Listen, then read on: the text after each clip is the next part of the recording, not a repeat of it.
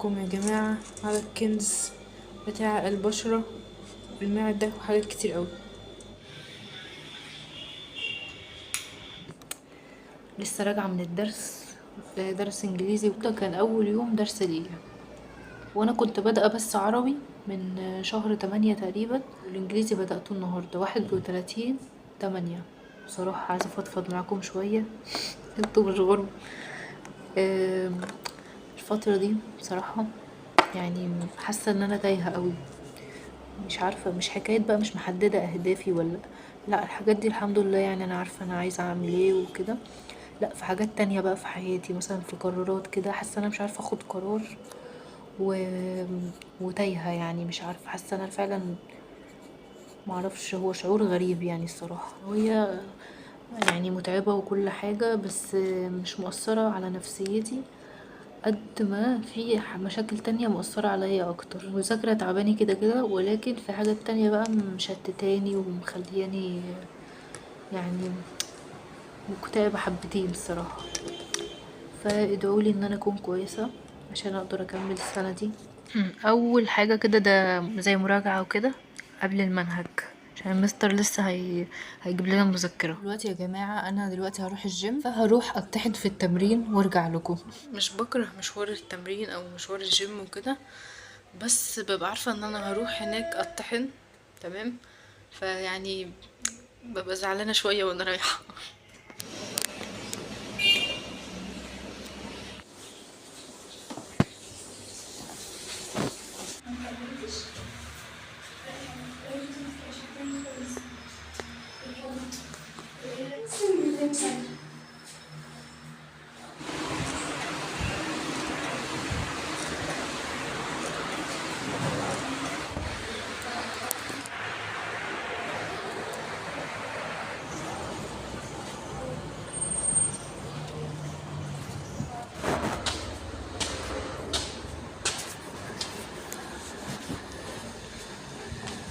يا جماعة بعد الجيم كل فراخ ورز، يعني اعملوا نفسكم مش واخدين بالكم من الرز.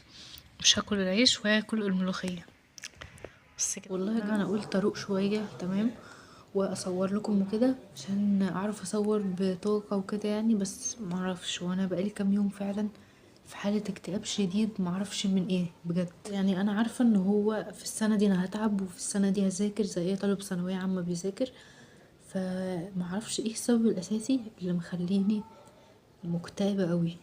مفيش تقريبا ولا مرة بينت لكم ان انا زعلانة او حكيت لكم موضوع زي ده، بس قلت بعد كده ان انا حابة اشارككم يعني الحياة الحقيقية، مش بس بقى وانا رايحة الجيم وانا رايحة اخرج وكده. لا، في برضو ايه، عشان اعرفكم ان انا حياتي زي حياتكم كده. برضو ناس ما تفهمش ان انا بقى ايه، كل يوم رايحة الجيم وكل يوم بخرج بقى وبشوف صحابي وكده بقى، والحياة حلوة معايا. صور جزء من حياتنا والجزء الكويس، لان احنا مش حابين ان احنا ننشر نكد او ننشر سلبية على طول وكده، فبنحاول ان احنا نصور الجزء الممتع من حياتنا وكده، عشان يعني الواحد بيبقى تقريبا داخل اليوتيوب غالبا عشان يضحك يفرفش، بس يعني انا حابة انه يعني لما اصور فلوجات تكون واقعية اكتر، اللي هو حتى الحاجات اللي احنا بنمر بيها كبني ادمين من اكتئاب